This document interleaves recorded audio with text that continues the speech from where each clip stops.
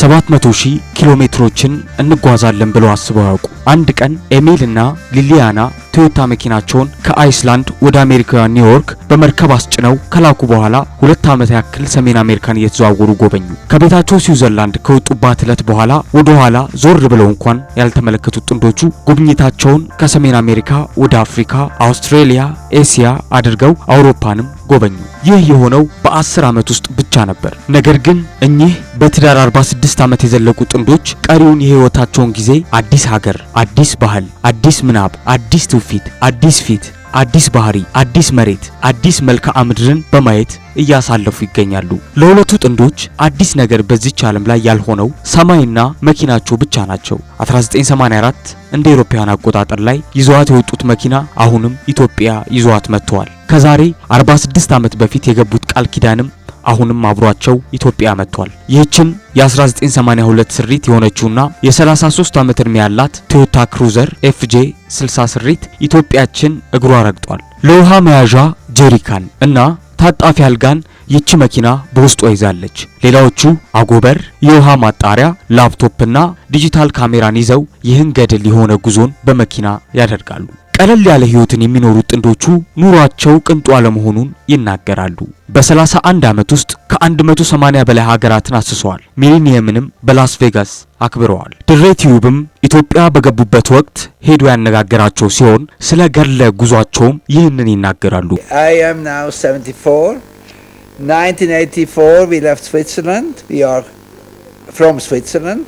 We left it with our car for 1 to 2 years journey through Africa. It became a little bit different. We shipped then finally not to Africa, but we shipped to Northern America and started in Canada and the United States. Okay, we are married. I'm married with my wife since 1969. That means about 46 years. And she was not so happy to hear that she should go away from their surroundings, let's say her mother, the job, the flat we had, our routine we had, and all that. So I had to really to insist, and I am a little bit persistent, and finally she said yes for 1 to 2 years. That was 1984. You know, in the beginning I was not very keen to go with Emil to this trip. But now I am very happy that he persuaded me. I love just this life. In the morning I don't know where I end up. In the night I don't know the people I meet. And for me it's the most beautiful life I could ever have, because routine, that is one thing I don't like. I think routine is boring, and I think also that you start fighting with each other just because of the routine.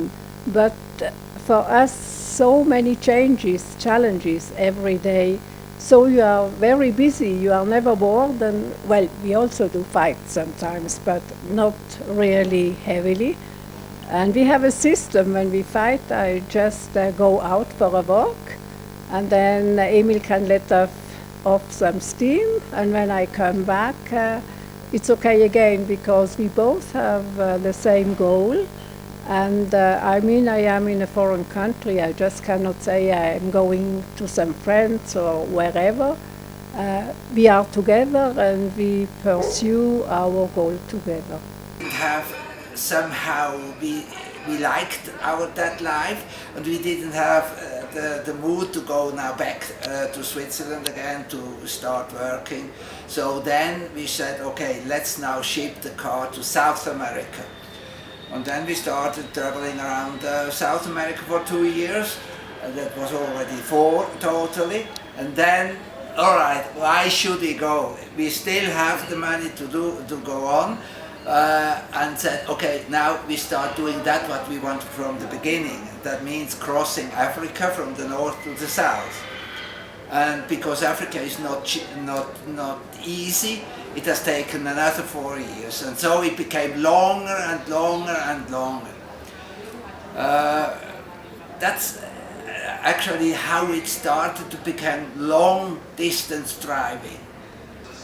It wasn't so much challenging because maybe if he would have gone as it was planned through Africa, then it would have been a huge challenge, because Africa is a challenge in itself. At that time it was crossing the Sahara with no roads, just sand. Then after that the Congo, called Zaire, with Mobutu at that time, and there also no roads but mud.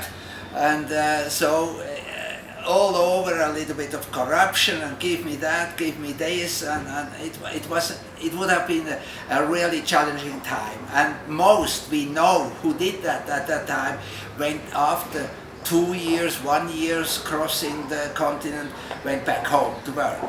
Now we went over, as I mentioned, to the United States, and that's very easy driving. Everything is here, everything is working. If you open the tap, the water is flowing out, and yeah, it's very easy. And that made us probably going on and on and on.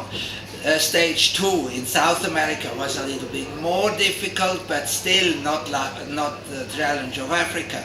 So I believe all these years, starting with an easygoing traveling in the Northern American continent and continuing in South America, a little bit more difficulties, and then coming to Africa, made us yes, getting just accustomed to all these difficulties which might arrive.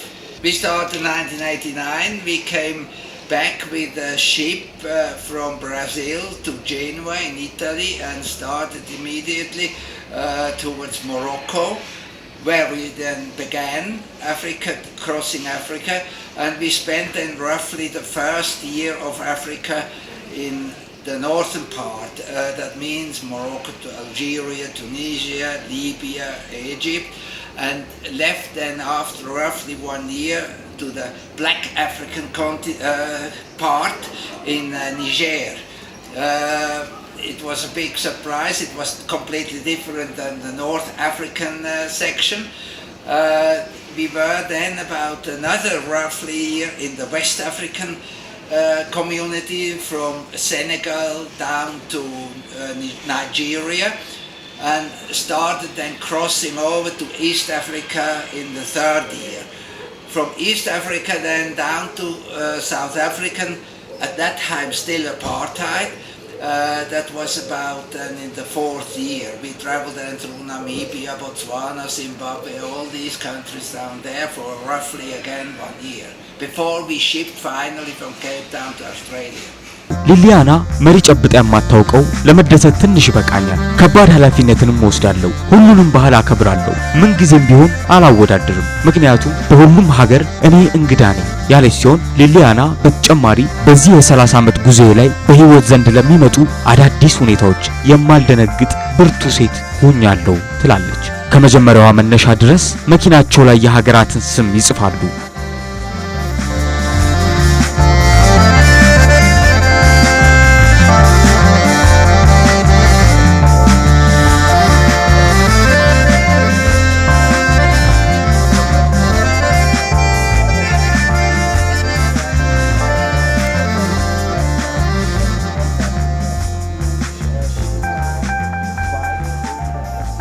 ስለ ኢትዮጵያ ጥንዶቹ ምን ይላሉ?